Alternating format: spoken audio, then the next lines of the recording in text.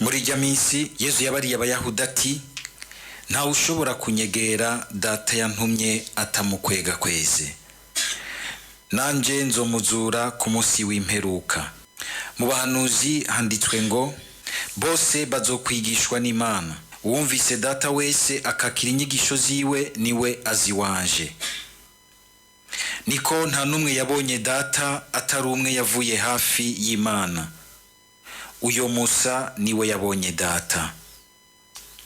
Nukuri ndababariye, uwemera arafise ubuzima budahera. Jewe ndi wa mukate w'ubuzima. Basokuru banyu barariye mana mu gahinga bahava barapfa. Uyo ni wo mukate wo mwijuru, maze uwuriye ntapfe. Jewe ndi wa mukate muzima wavuye mwijuru. Uri uwo mukate azokwamaho imyaka yose. Vyongeye umukate nzotanga n'umubiri wanje uzanira isi ubuzima. Dushimagize iyi nkuru nziza ya Kristo. Kristo shemezwa. Mu bisomwa vya mbere turabandanya twumva ingene ukumenyesha inkuru nziza mu ntango za Eklezia vyagiye biragenda. Twarumvise ingene abatumwa batanguye mu nyuma, tumaze igihe turiko turayagirwa ingene nyuma zaho hari abandi babakoreye mu ngata twumva bahavuye baza bakabashigikira muri ico gikorwa kidasanzwe, aribo bitwa abadiakoni. Harimwo twarumvise Stefano mu misi heze ubu turiko turumva uyu nawe Filipo ingene vyagenze. Filipo amutwerekana cyane cyane atanguye ubutumwa igihe Eklezia itanguye guhamwa Yerusalemu inyuma yuko bishe Stefano, hanyuma ngo bagaca biruka gose ku bakristu bagahungira mu zindi ntara mu yindi mihingo. Ariko tukabona yuko badahunga nka kumwe kw'impunzi tumenyereye, bahunga umenga niko bariko baranyaga amagara, ariko muri bo barafise ububasha bw'inkuru nziza. Aho bashitse bakagenda barayibiba, bayigisha, bayakiramwe abandi. Mbere twumvise yuko Filipo wewe biranashitse arahura n'undi muntu ku nzira, ariko arasoma ivyeranda vy'Imana ivyo mu bwuzure bwa kera, akamubatiriza. Uyu wewe yaramanukanye inkuru nziza gushika no hariya muri Afrika, kuko ngo nuva muri Ethiopia yari yagiye mu rugendo gweranda i Yerusalemu, ngira ngo yari yaje guza igitabo cy'ijambo ry'Imana, aza arasoma ibi inye twumvise vyo mu muhanuzi Isaya. Ngira ngo mwumvise ko ari bimwe bijanye na wa musuku musavyi w'umukama. Isaya yatuyagiye cyane mu bihe byo mu ndwi nyeranda, cyane cyane kwa gatanu mweranda. Akagira ibibazo, mugabo Imana ikamurungikira Filipo kugira ngo amusigurire, amukonekte kuri Yesu. Hanyuma agacanyika, agacabandanya niyo nkuru nziza mu kanyamuneza, akagenda ayitwaye iwabo. Nankeka nawe rero acabandanya yigisha, nuko inkuru nziza yagiye iradushikira. Yazananye mbere mu ruhamo rudasanzwe, ariko irazanana kandi muri uko kungene abatanguye kwidushikiriza banse kwiyugarana mu biriko birabashikira, barumviriza ubundi bubasha bwiza bwa Yesu Kristo ari muri bo, akabandanya akora ivyiza muri bo aho bageze.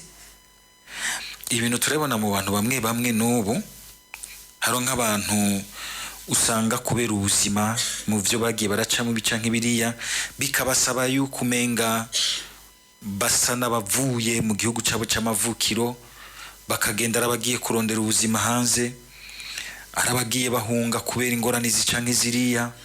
Mugabo aho bashitse ukabona yuko bari mu bubasha bwiza bw'Imana, ugasanga barabandanya igikorwa cy'ubutumwa n'ubukristo, bagiye bakuye iwabo bakabandanya bigisha Yesu Kristo.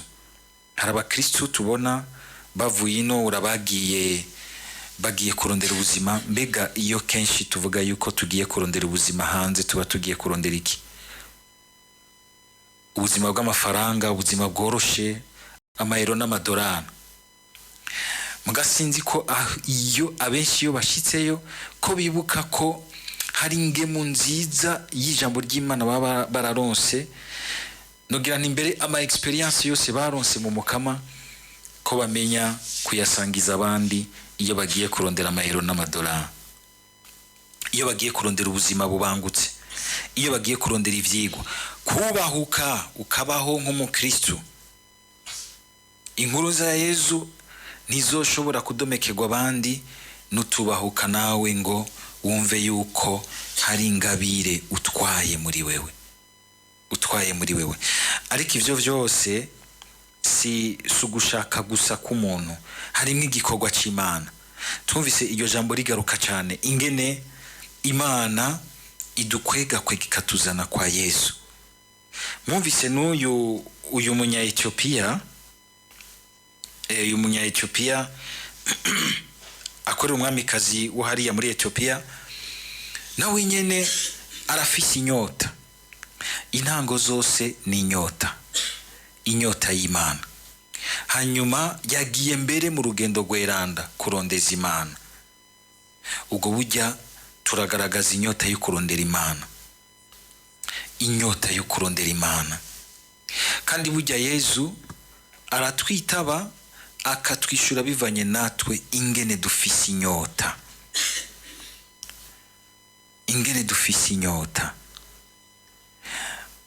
Birabishe kuhura n'umuntu wumva atanyota gifise, atanyota gifise, atakintu gishasha yumva agikeneye mu buzima bwiwe.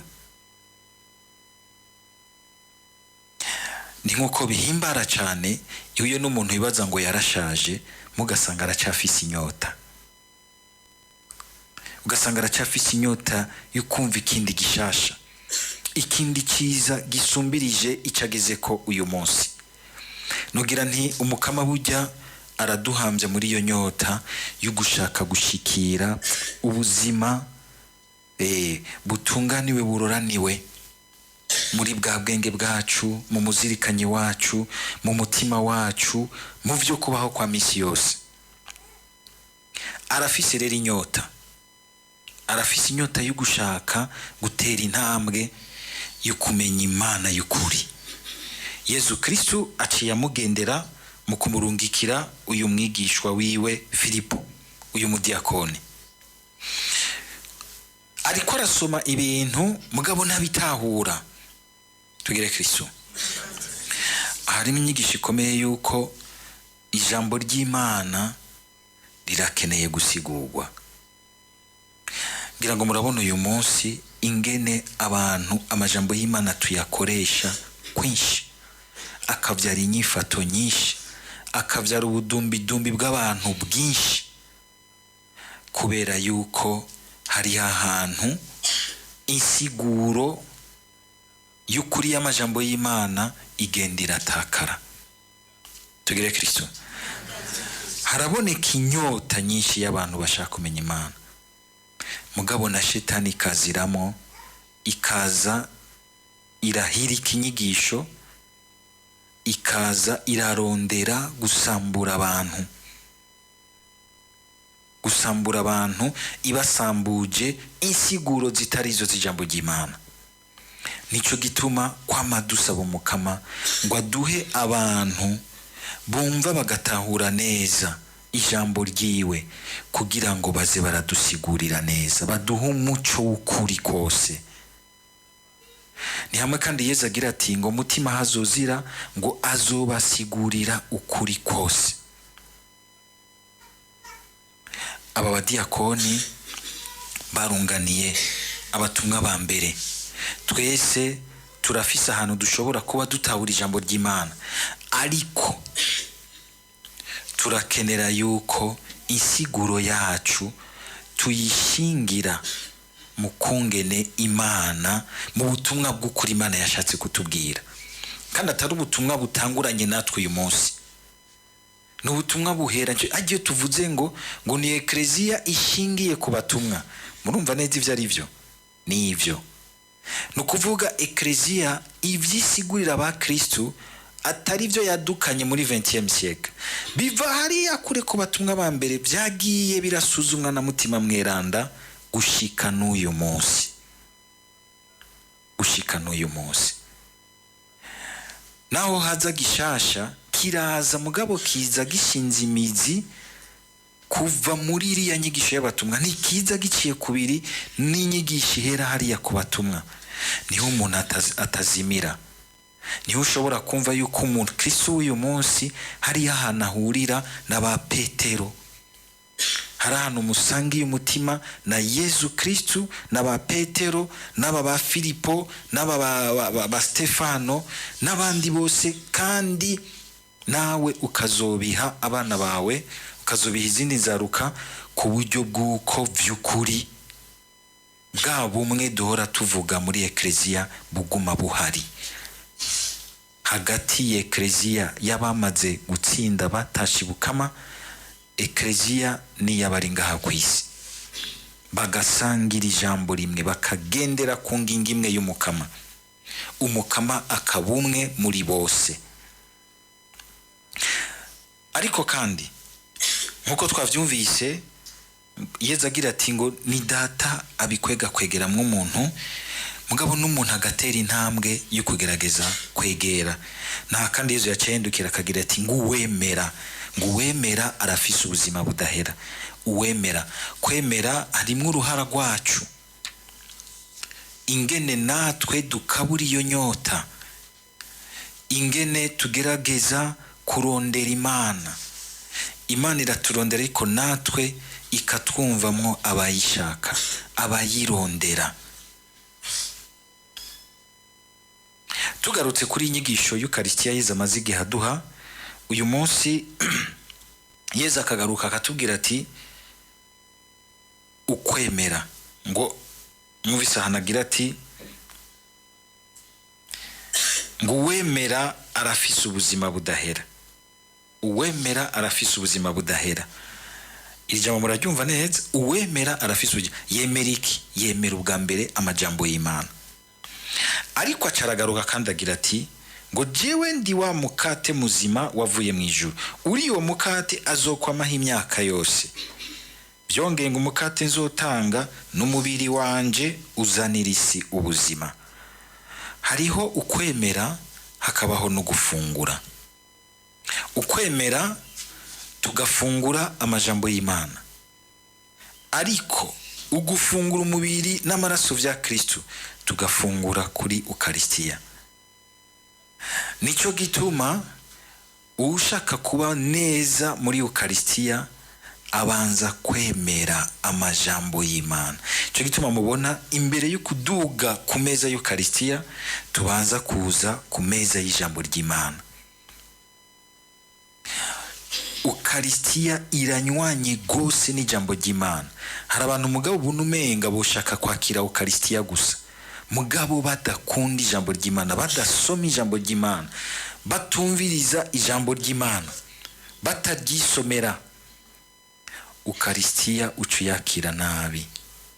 Ni nk'uko hari abandi bagomba gusa gusoma ijambo ry'Imana ariko ntibakire Ukaristiya,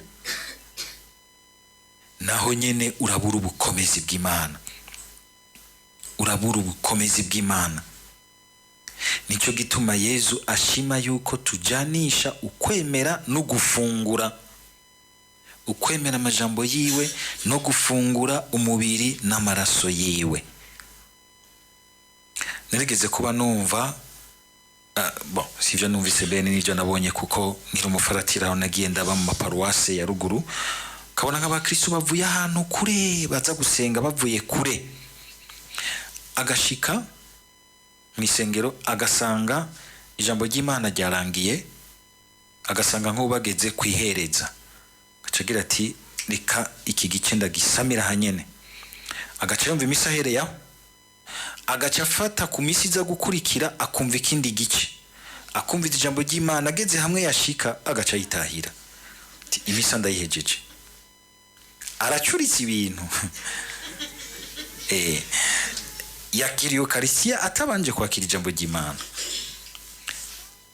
Aho n'abantu bakunze kumbaza bati mbega none umuntu yakiriwe nijya arashobora gusangira, none utumvirije ijambo ry'Imana waje kwakira nde? No mukindi turagira tuti ngo simvumba inzoga ngirike ubwa mbere ke, ijambo ritagira inzoga ni kiyoga ndakunyoye gusa. Nako inzoga itagira ijambo ni kiyoga ndakunyoye gusa, mugabo ntiwaronse ijambo ry'iyo nzoga. Kwakira jambo w'Imana muri Eucharistia ukaheza ukurirwa kuhirirwa Eucharistia irikomeza muri wewe ikarihindura ubuzima muri wewe. Nivyo rero twosaba Umukama kugira ngo igihe cyose mbere twakira Eucharistia by'ukuri n'iryo jambo tuba twakiriye bituzigamemwo ubuzima budahera. Ariko kandi bigaca bitera ikibazo abantu bama bakira Eucharistia rukundo w'Imana Yesu Kristo n'amajambo y'Imana mukabona umenga ntiduhinduka, ntitugira n'umwitwarariko wo kugomba kugenda iyo Eucharistia itujana, kuguma dukuza ubuzima bwacu iyo Eucharistia itwerekeza. Sinzi umuntu yabibonye acagira ati ntivyumvikana, ati icyo ni igitangaro cya Shetani. Kabona twese duheje gusangira ngaha twumvise ijambo ry'Imana, tugeze ngaho tugatangura guterana amajambo mabi,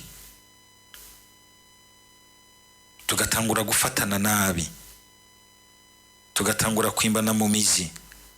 Mbere ugasanga abantu bavuye muri Eucharistia abanyoye umunsi mukuru kubatirisha nk'umwana, bagiye muri reception hari utundi tuntu babitse mu mifuko baza gushiranira mu nzoga no mu ndya. Ivyo ni biki? Ubwo vy'ukuri yakiriye, aremera ivyo yakiriye. Harawaciyagira ati icyo ni igitangaro cya Shetani. Turabe natwe mu gusangira kwacu mu kwama tuza mu misa nyinshi ntiduha akaryo Shetani gukora ibitangaro, ahubwo tureke Eucharistia twakira idukomezemo igitangaro cyo guhinduka, tugende turakura mu rukundo rw'Imana.